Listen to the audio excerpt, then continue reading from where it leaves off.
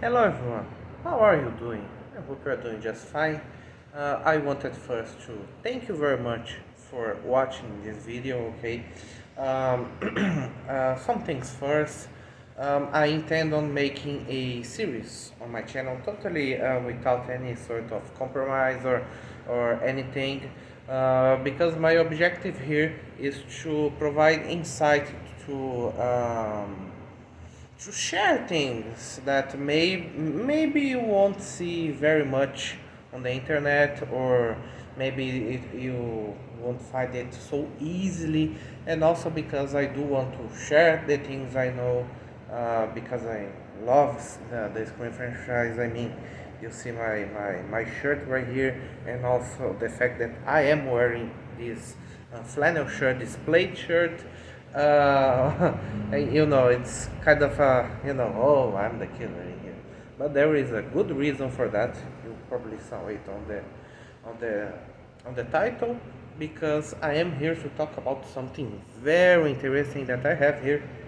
This is a Buck 120, the same knife that was used in all of the Scream franchise, all of the installations, except for the Scream Resurrection in Scream Resurrection, the season 3 of the MTV series, where the Buck 119 was used, which is a shorter version of this, okay? And the main focus in here, I'm going just to focus on one particular scene, but I'm going to demonstrate more dynamics of this blade. Just one word of advice: I have no formal training in handling knives or anything like that, and exactly because of that, I want to share my insight about it as a also as a cosplayer since 2017. Okay, so let's go on with it.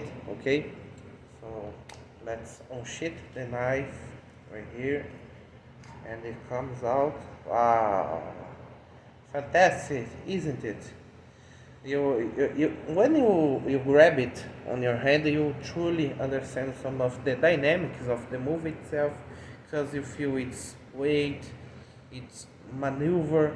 Even for me, that again, I don't have any formal practice on those things. Formal, that is, formal practice or training at all. Of course, common sense, like don't point it somewhere don't want to stick it in, stuff like that. But we all handle knives in our everyday lives to cut things like the bread or spread butter and stuff like that. So, okay, it's very much clear that I mean, this is as dangerous as a car, for example. But so, let me take a few steps back here. Um, Maybe some of you, I will put this a small cut of it on on the description. In Screen 5, on the scene of Judy Hicks there, the Deputy Judy Hicks, that is.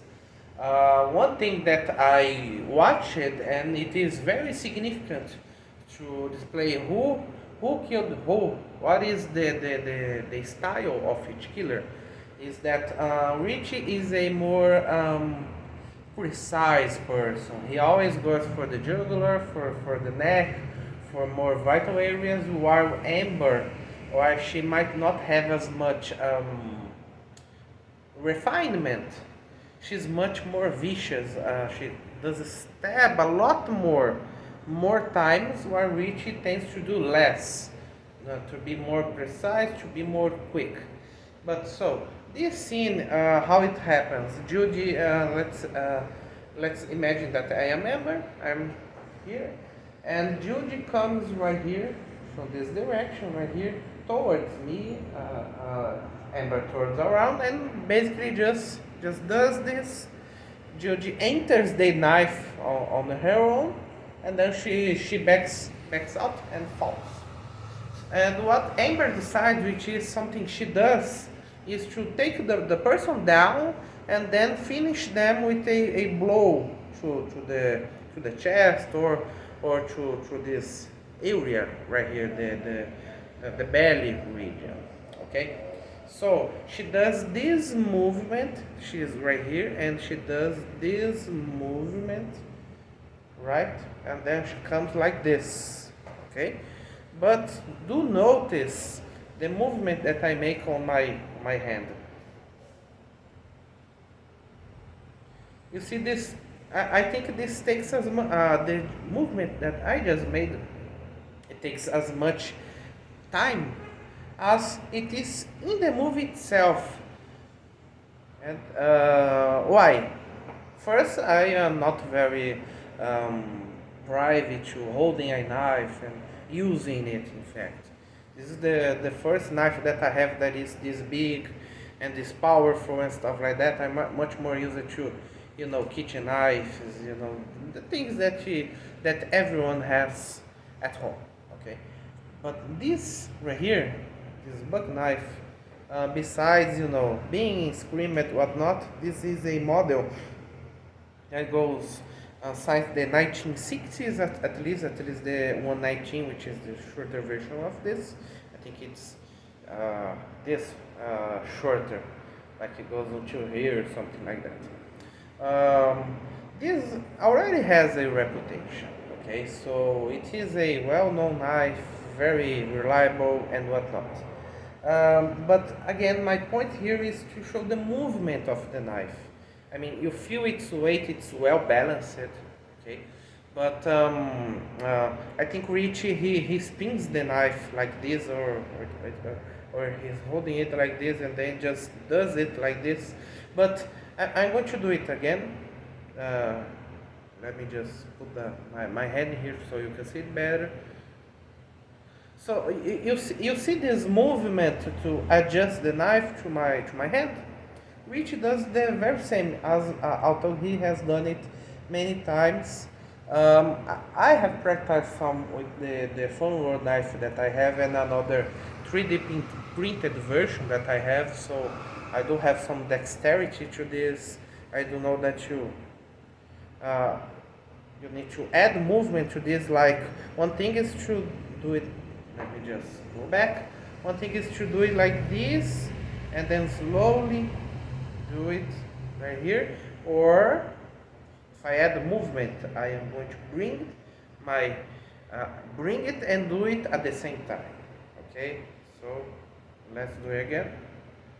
I bring it and I move. This helps the balance of the knife because I am using the gravity in my favor. And this sort of thing you can only do with practice, with the naturality of it. Also, maybe one thing, of course, the stuntman in the plural sense of it, they know how to do it. They know how to portray it as a professional or as an amateur. Okay, so they do know that you need an amateur would not add this movement. And also because of course in that context they just killed someone. So they are nervous, and you can even, let's say, you are adding some, and when you are nervous, you don't have this neutrality, this thought of using the technique to do this. Okay, so once again, let me do it again. If I don't add the movement at all, I just bring it here. See how complicated it gets because I have to literally. So my knife is like this. My hand is like this. I have to bring it right here, to drop it and make it on the position that this position that I want to have. And if I do want to switch back to a stabbing, to a vertical stabbing on this axis, I think it's the X and the Y axis. If I want to stab it like this, and I am like this, if I don't add movement, see how long it takes to bring it down. See how complicated it is, but let's say, but if you add movement, see how fast it is. So again, if I add movement, see how fast it is to get to the position that I want to. Even it is like on this example, sideways, I still have the movement that I want to make.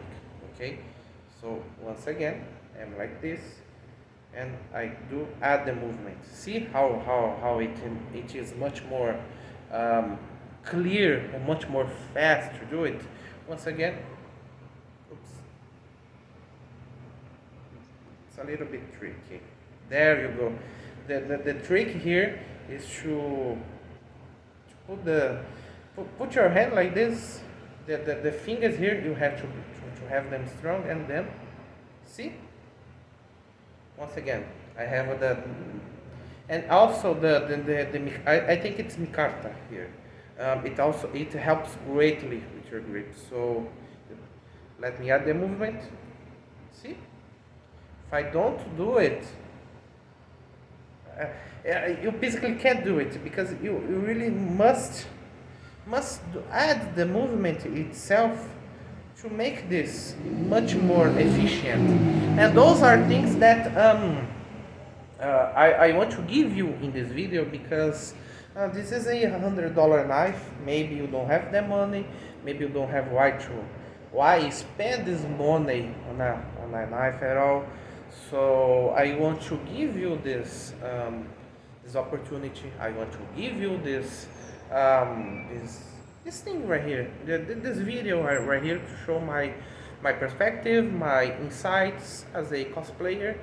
I have been a cosplayer since 2017, many things like Star Wars, Power Rangers, and so on.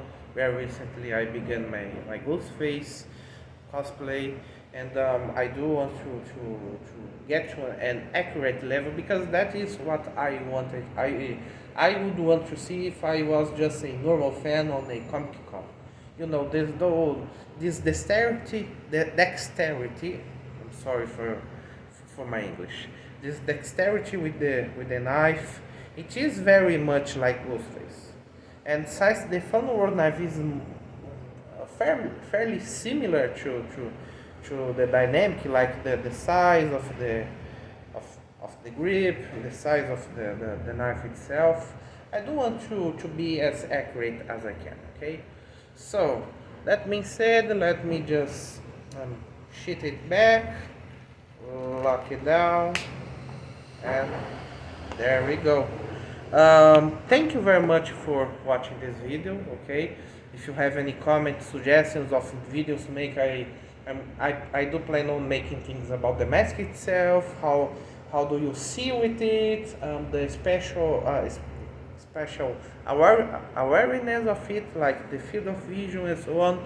But if you have any other comments, do let me know. Okay, thank you very much and have a wonderful day.